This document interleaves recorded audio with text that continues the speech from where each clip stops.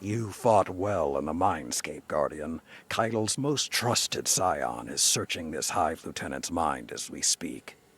Each hive holds a piece of the puzzle. The more we capture, the more intel we gain. If we discover their plans, we can bring their entire operation down upon them.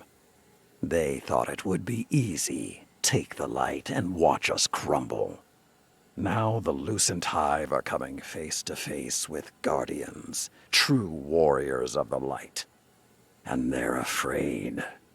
We'll find what secrets they're hiding, and when they gather for their next ritual, you'll be there. With the full strength of the light behind you.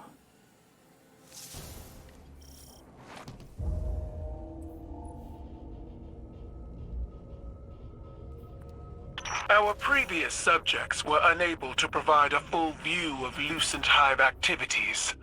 We need more. Maybe we need more persuasive methods. Analyzing the Hive for intelligence they don't have is useless. Empress Keitel is right. Get in there and secure another Hive Lieutenant, Guardian.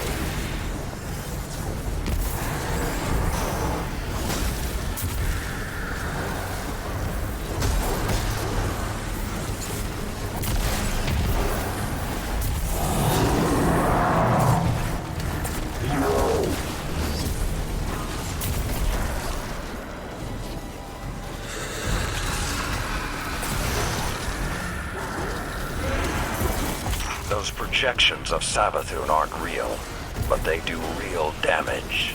Lucky for us, so does the Synaptic Spear.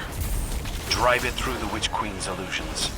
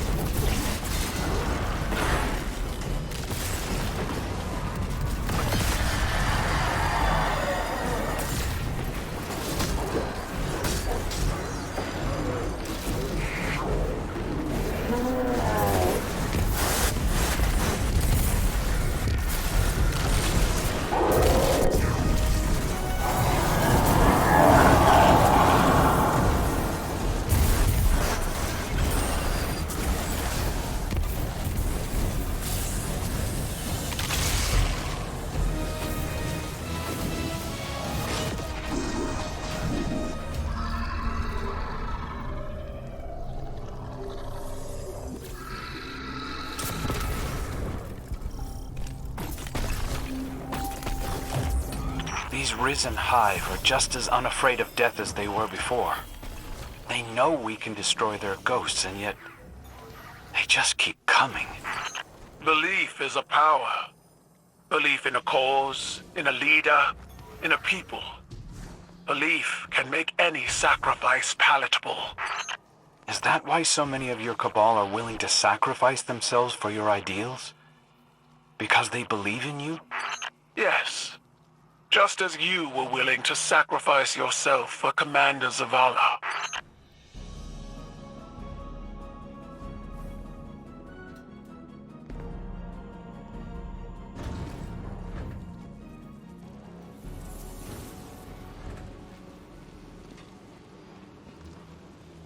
Do you think it hurts?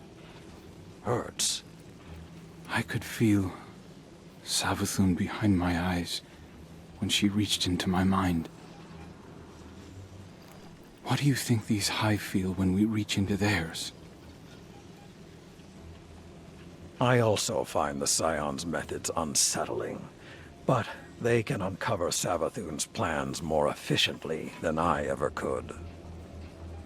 Better to just put them out of their misery. Keitel believes these hive might hold deeper secrets. Do not make the mistake of thinking these things deserve your sympathy. Even though they have the light.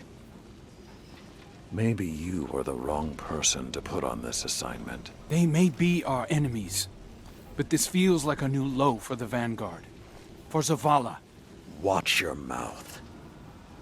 You New Light see Zavala as some toothless diplomat, but you wouldn't believe what he sacrificed to become the man he is. Someone who will make the hard choice, and make sure his people understand why. Then I can't wait to hear the speech about all this. You want a speech? Today the Vanguard did what had to be done. Mercy prevailed. Speech over. Say it a little louder. I don't think this guy could hear you. This doesn't look like mercy to me. Then you're not looking hard enough.